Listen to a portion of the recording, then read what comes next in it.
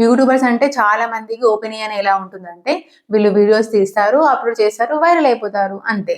అంటే ఇప్పుడు వీడియోస్ తీసిన ప్రతి ఒక్కరు వైరల్ అవుతారా?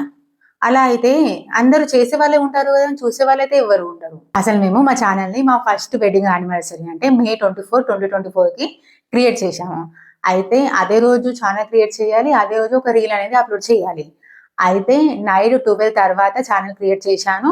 ఒక్క రీల్ అండి. అది కూడా మా పాపదే. మీరు ఒకసారి చూడండి ప్రీవియస్ వీడియోస్‌లో. Simple video. ఆ వీడియో ఎడిట్ చేసి అప్లోడ్ చేయనీకి నేనసలు నైట్ అంతా పడుకోలేదు తెలుసా? Just simple video. అంటే స్టార్టింగ్ స్ట్రగుల్ అలా ఉంటుంది. ఆ తర్వాత మా ఆయన స్క్రిప్ట్ రాసిచ్చారు ఒక వీడియోకి. అందులో స్టార్టింగ్ హలో అని అనాలి. జస్ట్ హలో అని అనడానికి నేను ఎన్ని టేక్స్ తీసుకున్నానో తెలుసా మీకు?